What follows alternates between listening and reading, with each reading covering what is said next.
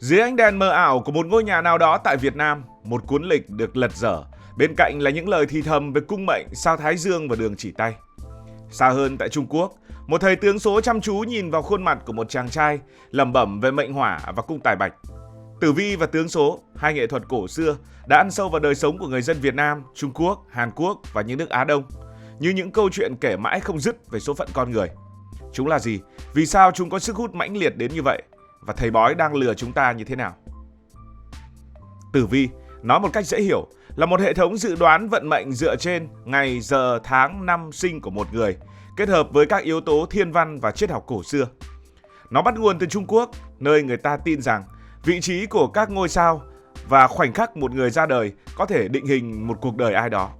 Một lá số tử vi nó giống như một bản đồ chi tiết với các cung mệnh, phu thê, tài bạch, vân vân và các ngôi sao như là tử vi, thiên phủ, vân vân. Mỗi yếu tố mang một ý nghĩa riêng về sự nghiệp, tình duyên hay là sức khỏe.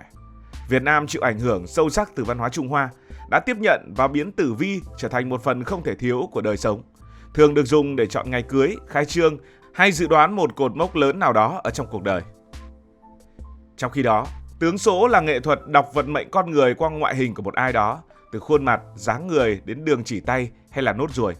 Mỗi đặc điểm được cho là mang một thông điệp với số phận. Trán cao, rộng có thể báo hiệu trí tuệ và quyền lực. Một đường chỉ tay dài rõ nét thường gắn với một cuộc đời thuận lợi. Ở Trung Quốc, tướng số được ghi chép trong các tài liệu cổ như là thần tướng toàn biên. Trong khi đó, ở Việt Nam, nó thường được truyền miệng qua các thầy bói, thầy phong thủy, thầy tướng số, đôi khi kết hợp với tử vi để đưa ra những dự đoán toàn diện. Niềm tin vào tử vi và tướng số đã len lỏi vào mọi ngóc ngách của đời sống Việt Nam.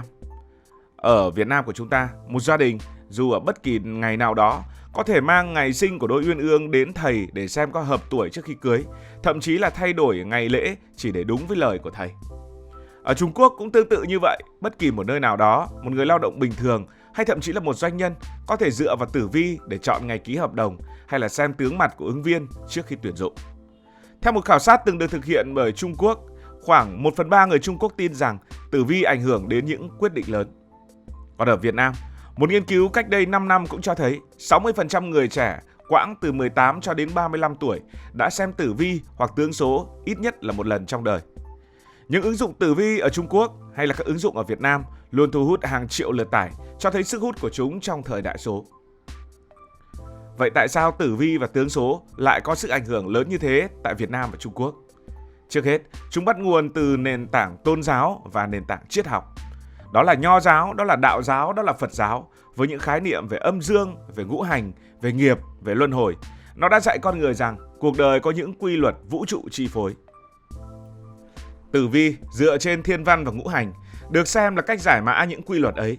Còn tướng số với ý niệm rằng ngoại hình phản ánh số mệnh cũng hòa quyện vào tư tưởng này. Từ thời phong kiến, tử vi đã đóng vai trò trong cả cung đình và trong dân gian. Ở Trung Quốc, nó được cho là ra đời vào thời nhà Hán, thậm chí là sớm hơn, khi các nhà thiên văn học lập biểu đồ sao để dự đoán vận mệnh của hoàng đế. Trước đó đã có những hình thức bói trên mai rùa hay là bói trên xương. Đến thời nhà Tống, tử vi đầu số được hệ thống hóa bởi các học giả như là Trần Đoàn, trở thành một môn học phức tạp kết hợp toán học, thiên văn và triết học đạo giáo. Ở Việt Nam, tử vi xuất hiện từ thời Bắc thuộc nhưng phát triển mạnh dưới các triều đại như là Lý, Trần và Lê. Vua chúa vẫn dùng tử vi để chọn ngày xuất quân, để bổ nhiệm quan lại hay là quyết định hôn sự. Giai thoại kể rằng vua Lý Thái Tổ đã dựa vào tử vi để chọn kinh đô Thăng Long, tin rằng nơi đây hội tụ long mạch. Trong dân gian, các thầy phong thủy và các nhà nho cũng dựng lá số để xem ngày cưới, chọn nghề hay hóa giải vận hạn, giúp người nông dân chọn ngày gieo mạ để cầu vụ mùa năng suất.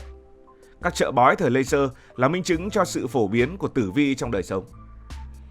Tử vi thời phong kiến có sức ảnh hưởng rất lớn vì nó đáp ứng nhu cầu tâm lý trong một thế giới đầy bất định, từ chiến tranh cho đến thiên tai, một thế giới không có khoa học. Nó củng cố trật tự của Nho giáo, khẳng định quyền lực của vua chúa. Tuy nhiên, nó cũng dễ bị lạm dụng bởi các thầy bói thiếu đạo đức, những người đưa ra những dự đoán mơ hồ để trục lợi. Niềm tin quá mức vào tử vi đôi khi khiến người ta đổ lỗi cho số phận thay vì tự chịu trách nhiệm. Vào thời cận đại, khi Việt Nam chịu ách đô hộ của Pháp và Trung Quốc trải qua sự sụp đổ của nhà Thanh, tử vi vẫn giữ vai trò quan trọng của mình. Dù triều đình suy yếu, người dân vẫn tìm đến tử vi để tìm hy vọng giữa bất ổn. Một số nhà cách mạng được cho là đã tham khảo tử vi để chọn thời điểm khởi nghĩa. Ở Trung Quốc, tử vi phổ biến trong cả giới thượng lưu và dân gian, với các cuốn sách về cung mệnh được bán rộng rãi. Tuy nhiên, nó bắt đầu đối mặt với những thách thức từ khoa học phương Tây khi các nhà trí thức xem nó như mê tín.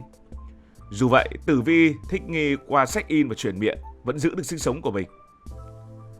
Cuối cùng, văn hóa đại chúng đã đưa tử vi và tướng số đến gần hơn mọi người.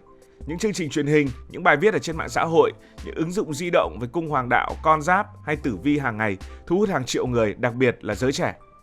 Thậm chí còn có những bộ phim Hàn Quốc làm về chủ đề này thì cũng rất hấp dẫn. Theo Google Trends vào năm 2024, các từ khóa như tử vi hay là xem bói luôn tăng đột biến vào dịp Tết. Nó chứng minh niềm tin này không hề phai nhạt trong thời đại số. Nhưng điều gì làm nên giá trị và sức mạnh của tử vi? Có một hiệu ứng đã khiến cho người ta luôn tin vào những gì được nghe từ những thầy bói. Hãy tưởng tượng như thế này, bạn đang ngồi trong một địa điểm nào đó, lướt điện thoại, tình cờ mở ứng dụng Tử vi 2025. Bản tử vi nói với bạn rằng, năm nay bạn sẽ gặp chút trắc trở trong mặt tình duyên, nhưng nếu kiên nhẫn mọi chuyện sẽ tốt đẹp. Hay bạn đi xem bói, một thầy bói cũng nói với bạn một vài câu tương tự. Bạn gật gù, nghĩ ngay đến lần cãi nhau với người yêu vào tuần trước và cảm giác như ứng dụng này hoặc ông thầy bói này hiểu bạn hơn cả chính bạn. Nhưng nếu ai đó nói rằng câu dự đoán ấy có thể đúng với hàng triệu người, bạn có bất ngờ hay không? Đó chính là kết quả của một hiệu ứng có tên là hiệu ứng Barnum. Đây là một chiêu trò tâm lý khiến tử vi trở nên chuẩn không cần chỉnh trong mắt nhiều người và thầy bói cảm giác rất uy tín. Hiệu ứng Barnum là một hiện tượng tâm lý khiến người ta tin rằng những lời mô tả mơ hồ, chung chung về tính cách hay cuộc đời là đúng và được viết cho riêng mình, dù thật ra chúng có thể áp dụng cho bất kỳ ai. Cái tên Barnum bắt nguồn từ một ông bầu xiếc nổi tiếng ở Mỹ. Người ta nói rằng chương trình của ông này có một cái gì đó rất cuốn và ai xem cũng thích. Ý là nếu bạn nói điều gì đó đủ chung chung nhưng nghe có vẻ sâu sắc, người nghe sẽ tự tìm cách liên hệ nó với cuộc đời của mình và nghĩ, trời ơi nó đúng quá. Chuyện này được một nhà tâm lý học mang tên là Bertram Foster phát hiện vào năm 1948.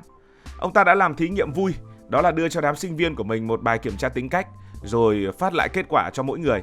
Ai cũng hào hứng vì kết quả quá giống mình. Nhưng bí mật là tất cả họ cùng nhận một bản mô tả với mấy câu, ví dụ như bạn muốn được người khác yêu quý nhưng đôi khi hơi tự ti, hay bạn có nhiều tiềm năng nhưng mà chưa khai phá hết. Những câu này quả thật là nghe rất quen, và những câu này đúng với hầu như tất cả mọi người, nhưng ai cũng nghĩ là nó được viết cho riêng mình. Vậy tại sao chúng ta lại dễ dính vào hiệu ứng Barnum? Đơn giản thôi. Một là ai cũng thích nghe những lời tích cực, ví dụ như bạn có tiềm năng lớn hay bạn mạnh mẽ lắm. Hai là khi nghe gì đó mơ hồ hoặc thậm chí là tiêu cực, thì người ta lại thường lục lọi quá khứ, lục lọi ký ức để tìm bằng chứng. Ví dụ như thầy phán bạn gặp vận hạn thì bạn nghĩ rằng tuần trước mình vừa buồn vì công việc, chắc là đúng thật. Và ba là khi đang lo lắng hay cần lời khuyên, như lúc bạn băn khoăn về tình yêu hay công việc, bạn dễ tin vào những lời nói nghe có vẻ sâu sắc, nhất là từ thầy bói, những người mà bạn mặc định cho là uy tín. Thử nghĩ như thế này, bạn đi xem thầy bói và thầy phán. Bạn là người chăm chỉ nhưng đôi khi thiếu kiên nhẫn, năm nay nên cẩn thận với sức khỏe. Nghe xong, bạn nhớ ra ngay lần mình làm việc mà quên ăn vào tuần trước, hay hôm vừa rồi cũng bị ốm ho khan vài ngày. Và bạn nghĩ, thầy quả thật là giỏi. Những câu nói đó có thể đúng với bất kỳ ai. Ai mà chẳng có lúc chăm chỉ, ai mà chẳng thiếu kiên nhẫn và ai mà chẳng lo cho sức khỏe. Đó chính là hiệu ứng Barnum. Thầy bói nói chung chung và bạn tự điền chi tiết vào cuộc đời của mình, và thế là bạn thấy thầy bói rất chuẩn. Nhưng hiệu ứng Barnum cũng mang đến những vấn đề. Tử vi vì dựa vào những câu nói chung chung, không có cơ sở khoa học một cách rõ ràng, dù nghe chuẩn nhưng nó không chứng minh được điều gì cụ thể. Điều này khiến nhiều người tin quá mức đến nỗi bỏ lỡ những cơ hội tốt vì thầy bảo năm nay không hợp để làm. Tệ hơn, một số thầy bói còn lợi dụng hiệu ứng này để kiếm tiền. Họ nói những câu đáng sợ như gia đình bạn sắp gặp vận hạn lớn, rồi sau đó họ sẽ bán bùa chú hay là lễ cúng với giá rất cao. Tóm lại, hiệu ứng này là bí quyết để khiến tử vi luôn đúng trong mắt của mọi người. Tử vi nhờ hiệu ứng này vừa an ủi, vừa vui vẻ, vừa gắn kết mọi người, nhưng cũng dễ khiến bạn phụ thuộc, bị lừa hay tin vào những điều không đúng. Nó cũng là một cách để mà thao túng tâm lý. Còn bạn có tin vào tử vi và tướng số hay không? Cảm ơn vì đã quan tâm theo dõi câu chuyện này. Nếu cảm thấy thú vị, bạn có thể nhấn nút đăng ký kênh, bật chuông thông báo và chia sẻ. Còn bây giờ thì xin được nói lời chào tạm biệt.